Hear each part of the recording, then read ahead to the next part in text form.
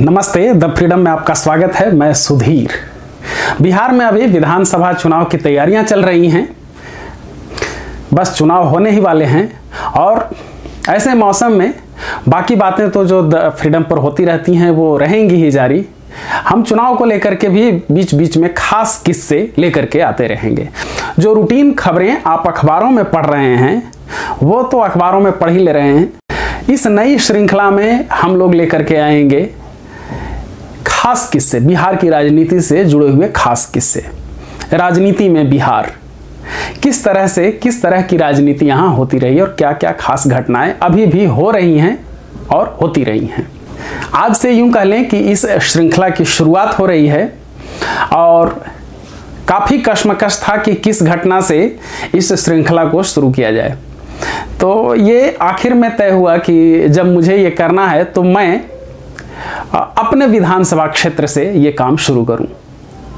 बिहार में मेरा विधानसभा क्षेत्र है गोह। ये दो प्रखंडों से मिलकर के बना है, गोह और हसपुरा। आपको ये पहले जान लेना है कि पहले गोह और कोच वो एक अलग विधानसभा क्षेत्र हुआ करते थे और हसपुरा दाऊदनगर के साथ मिलकर के एक विधानसभा क्षेत्र हुआ करता था। परिसीमन जब होने लगा 70 के दशक में, तो उस समय यहां पर गोह विधानसभा क्षेत्र में जो गोह और कोच मिलकर के बना हुआ था, दो खास नेताओं के वर्चस्व की लड़ाई वहां चलती थी, राजनीतिक वर्चस्व की लड़ाई। दोनों ही सवर्ण थे।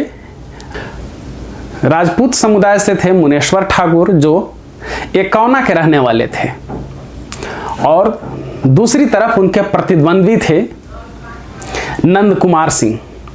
ये भूमिहार समुदाय से थे और इनका घर था मुंडेरा। परिसीमन के समय ऐसा मान करके कि एक जाति का वर्चस्व यहां पर रह जाए गोह विधानसभा क्षेत्र में, कोशिश ऐसी की गई कि गोह और हसपुरा को मिला करके एक विधानसभा क्षेत्र बनाया जाए। हुआ भी ऐसा ही और गोह विधानसभा क्षेत्र में गोह और हसपुरा को मिला करके ये बन गया। 1977 की अब ये बात है। चुनाव का समय आ गया था। दोनों ओर से वो दोनों जो मुख्य प्रतिद्वंदी थे मुनेश्वर ठाकुर और नंद कुमार सिंह, वो चुनाव की तैयारियों में लगे हुए थे। और उसी समय 1977 की ये सारी घटना अब आप सुनने जा रहे हैं। हसपुरा प्रखंड के टनकूपी गांव में कुछ लोग बैठ करके और ऐसे ही दालान में चौपाल में बैठकबाजी करके गपशप कर रहे थे। उसी समय यह बात उठी कि यहां पर हमेशा ही विधायक किसी सवर्ण समुदाय का ही क्यों होगा, गैर सवर्ण यहां विधायक क्यों नहीं बन सकता है। और उस बैठक में मुख्य रूप से 4 लोग थे। 3 शिक्षक थे, रामचरित्र यादव, रामशरण यादव, सूर्यदेव यादव, और इसके अलावा एक आयुर्वेद के चिकित्सक थे, उनका नाम था राधे श्याम सिंह। बातचीत यूं ही गपशप में बढ़ती गई और थोड़ी गंभीर हो गई, और कुछ और इधर उधर लोगों से बातचीत करने के बाद ये तय किया गया कि ठीक है, इस बार चुनाव में पिछड़े वर्ग से भी कोई उम्मीदवार खड़ा होगा। और आखिरी सहमति बनी रामशरण यादव के नाम पर। रामशरण यादव उस समय शिक्षक थे, सरकारी शिक्षक थे, इस हिसाब से चुनाव लड़ नहीं सकते थे। तो ये अब उधेड़बुन वाली स्थिति आ गई, असमंजस की स्थिति आ गई कि क्या किया जाए। आखिर जब सब तरफ से ये हो गया कि नहीं, आपको चुनाव लड़ना चाहिए। और याद रखिए कि ये सभी जो बैठकबाजी में शामिल थे ये वामपंथी आंदोलन से जुड़े लोग थे, कम्युनिस्ट आंदोलन से जुड़े थे, विचारधारा के तौर पर वामपंथी थे। रामशरण यादव ने आखिर दबाव पड़ने के कारण इस्तीफा दे दिया और चुनाव लड़ने के लिए तैयार हो गए। लेकिन साथ ही मन में कहीं यह संशय भी बना रहा कि हम चुनाव ऐसा न कि हार जाएं, एक तरफ नौकरी भी चली जाएगी और इधर चुनाव भी हार जाएंगे। उन्होंने पैरवी की डीडीसी के पास और अपना इस्तीफा वहां रुकवा दिया। उसके बाद चुनाव की तैयारियां जोर शोर से चलने लगी। हमारे यहाँ मतलब उस इलाके में जब चुनाव की तैयारियां होती थी तो उसमें मुख्य रूप से एक चीज होता था, बूथ कैप्चरिंग। बूथ कैप्चरिंग में और उसके साथ बोगस वोटिंग और बूथ कैप्चरिंग औरंगाबाद जिले में बहुत ही बड़ा और गहरा इतिहास इसका रहा है। बूथ कैप्चरिंग अनिवार्य हिस्सा होता था चुनाव जीतने का। उसमें क्या किया जाता था, नए जो अब चुनाव हो रहे हैं उसमें चूंकि काफी दिनों से बूथ कैप्चरिंग की घटनाएं नहीं हुई हैं, इसलिए ये जान लेना जरूरी है, खास करके नए लोगों के लिए, युवाओं के लिए, किशोरों के लिए। कुछ गुंडे रहते थे, बूथ लुटेरे होते थे, वो किसी खास पार्टी और उम्मीदवार से जुड़े होते थे। वो बूथों पर जाते थे, वहां कुछ बम फोड़ते थे, कुछ गोलियां चलाते थे, कुछ लोगों को पीट देते थे, सबको वहां से सभी मतदाताओं को भगा देते थे, और जिस उम्मीदवार के वो आदमी होते थे उसके पक्ष में वहां जो बैलेट पेपर, उस समय चुनाव होता था बैलेट पेपर से, जैसे अब ईवीएम से होने लगा है, हालांकि कुछ चुनाव अब भी बैलेट पेपर के ही आधार पर हो रहे हैं। तो बैलेट पेपर पर अपने समर्थन वाले उम्मीदवारों के चुनाव चिन्ह पर लगातार एक साथ मुहर मारते जाते थे और सबको बैलेट बॉक्स में डाल देते थे।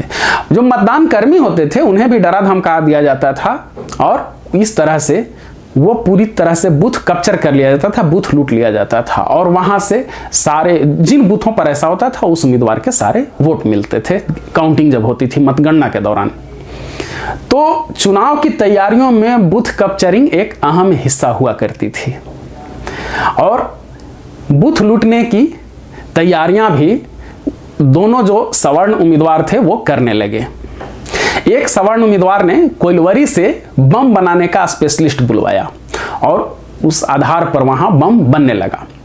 रामशरण यादव के समर्थकों को भी यह बात पता चली, तो इधर से भी बम बनाने की तैयारी शुरू हो गई, और बम बनाने का मसाला रामशरण यादव के समर्थक पहुंचाने गए मियांपुर। याद रखिए, ये वही मियांपुर की चर्चा हो रही है जहां बाद में नरसंहार हुआ था। काफी ये पहले की बात है, नरसंहार से बहुत पहले की बात है।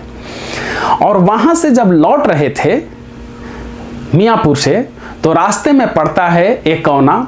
वहां एकौना हाई स्कूल में बम बनाए जा रहे थे, और देखा कि जो ये लोग मसाला पहुंचा करके रामशरण यादव के समर्थक वहां से मियांपुर से लौट रहे थे, और यहां देखा कि एक आदमी ओड़िया मतलब बांस की बनी टोकरी, उसमें बम रख करके जा रहा था। रात हो चुकी थी, घनी रात थी, अंधेरी रात थी, और आंधी पानी का वो मौसम था। जून का महीना था, 9 जून की ये घटना है, 9 जून 1977। ऐसा हुआ कि आपस में अंधेरे के कारण या जानबूझ करके लोग टकराए। उस रात जो हुआ, बम की टोकरी गिरी और बम वहीं पर फूटने लगे। उस घटना में 2 लोग मारे गए। ये बात, वहां 2 लोग मारे गए, और इस तरह की घटना हुई, वहां के सभी स्थानीय लोग जानते हैं। जिन घरों के लोग मारे गए वो लोग जानते हैं, जो नहीं जानते हैं वो सिर्फ प्रशासन के लोग।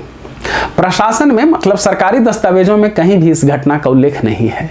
बहरहाल आया चुनाव का दिन, मतदान का दिन, 10 जून 1977।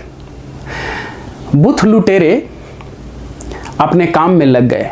यह भी जान लीजिए कि 2 सवर्ण उम्मीदवारों में से एक उम्मीदवार को यह लगा कि अब वो चुनाव नहीं जीत सकेंगे, दूसरा काफी भारी पड़ रहा है, तो तीसरे नए प्रतिद्वंदी को जीतने देने के बजाय और गैर सवर्ण एक नया प्रत्याशी जीत जाए, इसके बजाय बेहतर है कि दूसरे सवर्ण प्रत्याशी को ही जीतने दिया जाए। और इसलिए वो बैठ गए, मतलब स्थिर हो गए, उन्होंने अपनी सक्रियता बंद कर दी। अब चुनाव के दिन जो दूसरे सवर्ण उम्मीदवार थे उनके बूथ लुटेरे पहुंचे, और सबसे पहले उन्होंने झिकटिया में बूथ लूटा, और उसके बाद पहुंचे सागरपुर बूथ लूटने।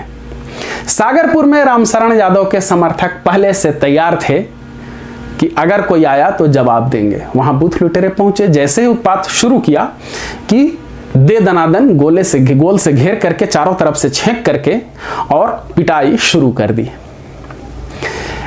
और उस घटना में 19 लोग मारे गए। 8 लोग घटना स्थल पर ही मर गए, बाकी 11 लोग अस्पताल ले जाते हुए या फिर अस्पताल पहुंच करके मरे। सागरपुर की यह घटना बहुत बड़ी घटना थी। बीबीसी ने बताया था उस समय कि पूरे विश्व में किसी एक बूथ पर इस तरह से 19 लोगों को मारे जाने की घटना ये इकलौती है। उस समय ऐसी घटना नहीं हुई थी कि कहीं एक साथ 19 लोग मारे जाएं। बहरहाल चुनाव का परिणाम आया और रामशरण यादव जीत गए। एक नया नेता पैदा हुआ, एक नया सितारा पैदा हुआ। पहली बार वहां गैर सवर्ण विधायक बना था।